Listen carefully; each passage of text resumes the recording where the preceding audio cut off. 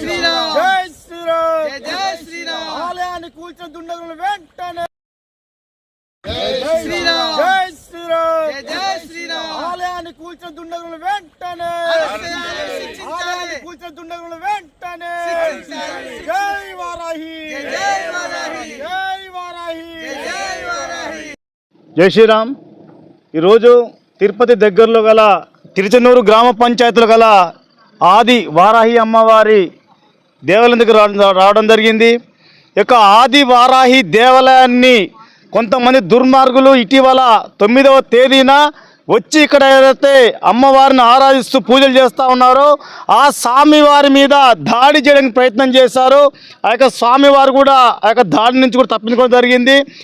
తప్పించుకున్న తర్వాత వెళ్ళి వారి మీద కూడా కంప్లైంట్ ఇవ్వడం జరిగింది.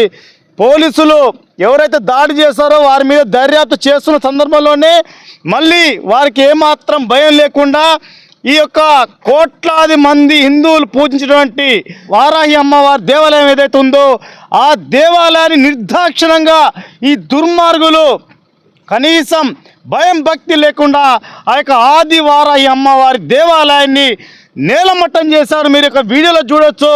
ఇంత దుర్మార్గమైన చర్య ఎక్కడ కూడా ఉండదు.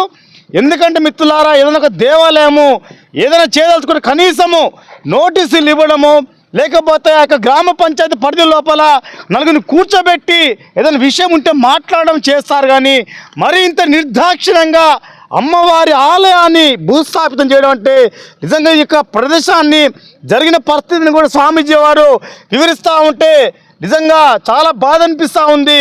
ఒక అమ్మవారి ఆలయం ఏంటి, కోట్లాది మంది హిందువులు కొంచెం ఈ శక్తి మాతక ఆలయాన్ని ఇంత నిర్దాక్షిణంగా చెప్పబెట్టకుండా కొంతమంది ఆలయం లేకుండా భూస్థాపితం చేసిన ఘటన చాలా బాధిస్తూ ఉంది.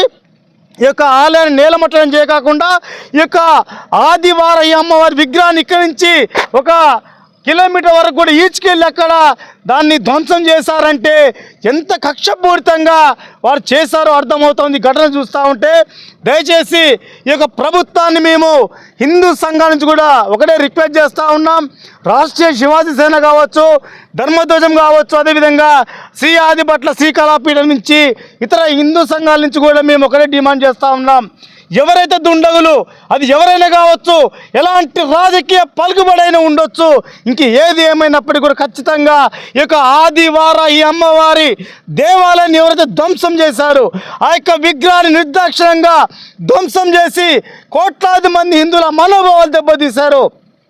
ఖచ్చితంగా వారి మీద కఠినమైన చర్యలు తీసుకోవాలా, కేసులు నమోదు చేయాలా, వారిని రిమాండ్ చేసి జైలుకు పంపాల్సిన అవసరం ఉంది. ఎందుకంటే ఈరోజు చూడండి, బయట ఒక మాట అంటేనే ఇతర మతస్థుల యొక్క సంస్కృతికి సంబంధించో వాళ్ళ దేవునికి సంబంధించో ఒక మాట అంటేనే మరి 7 రోజులు 14 రోజులు నెల రోజులు జైలుకు పంపిన పరిస్థితి మనం చూస్తూ ఉన్నాం.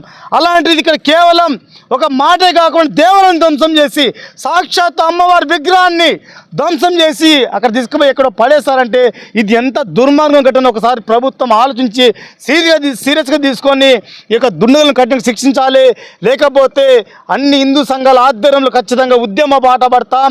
ఆ యొక్క దుర్మార్గులను కఠినంగా శిక్షించి ఇక్కడ ఆలయాన్ని పునర్నిర్మించే వరకు కూడా ఉద్యమాన్ని కొనసాగిస్తాం. జై శ్రీరామ్.